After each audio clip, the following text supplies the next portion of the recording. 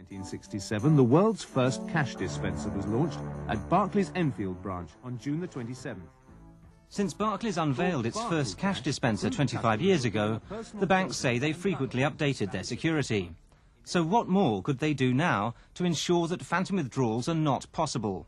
Some experts are calling for an immediate overhaul of bank security, and most importantly, to stop printing vital information on the receipts. This is the sort of software change that should be able to be written in a day and installed in all ATMs countrywide in about a week. In the medium term, there's a number of things that one can do with the magnetic stripe. One can write extra codes on there in order to make it difficult to forge. In the long term, however, I believe that the banks are going to have to move to the next generation of technology, which is probably the smart card. This is a device that's virtually impossible to forge, and as it's got a bit of onboard intelligence, it allows the banks to offer additional services to their customers, with which they can hopefully recoup the extra expenditure. But changes in the system won't help those customers who claim they've been the victims of phantom withdrawals. They feel their good name has been called into question. And of course they say they're still out of pocket. £700 in Coral Paisley's case. My personal view is that the banks and building societies are closing ranks on this one, and they just will not admit to these phantom withdrawals. I had been with the bank for way over 16 years, and I'd always been, a very good customer. And I don't feel that I was treated with fairness or sympathy. Coral Paisley hopes the banks will now review the situation. In March of this year, a computer engineer working for Clydesdale Bank in Scotland was convicted of perpetrating phantom withdrawals over a period of 2 years. Perhaps the loophole Newsnight has discovered will persuade the banks that such withdrawals can be made by outsiders too. A report by Jerry Timmins. Well, in the course of it, Richard Tyson-Davis had repeatedly addressed those questions to Barclays.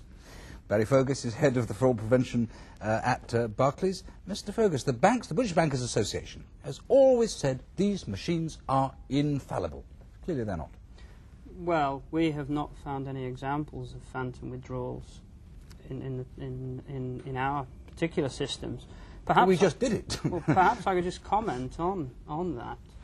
The basic reason for having cash machines is so that people can go with genuine cards and with a PIN and withdraw cash from them.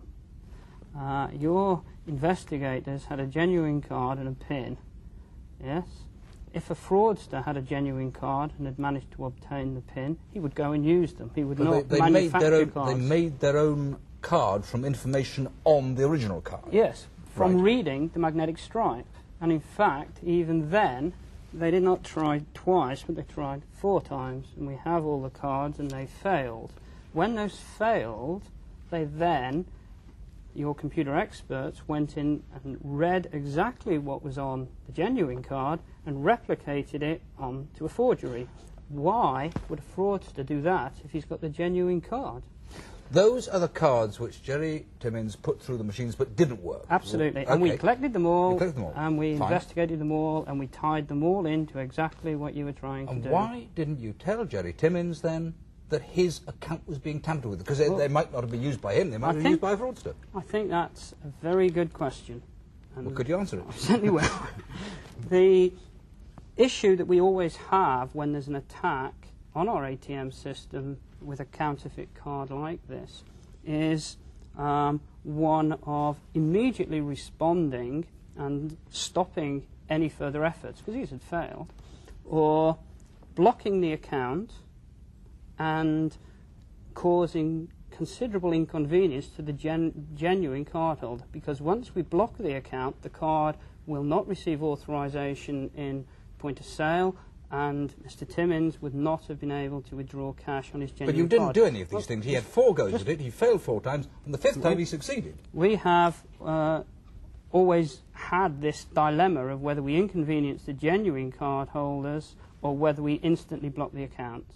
Okay? And following this attempt, and I think it is as a result of your attempts, we have now switched on the software so that as soon as a card is used, the account will now be blocked, Unfortunately, it does mean that genuine cardholders will, in some circumstances, be inconvenienced. OK, Mr. And that's live. Let me ask you another question then.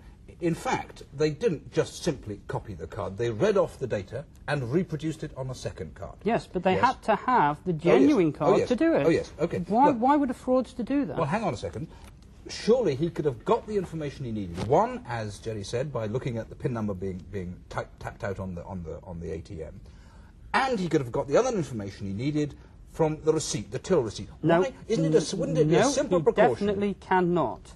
Or the information on the till receipt and the information on the PIN, observing the PIN, is not sufficient to effect the fraud, and your people failed to do it when they tried to do that. They only succeeded when they copied the genuine card. Have you modified the equipment to make those greater safeguards in the system recently? We're constantly upgrading the system, constantly. In that case, what about people like Coral Paisley there, who lost money, I think it was 4 years ago, certainly some time ago, presumably when the system was less perfect than it is now? Don't you have some responsibility to her? Well, first of all, you will understand that I cannot discuss individual cases, as it would be wrong of me to do so. What I can say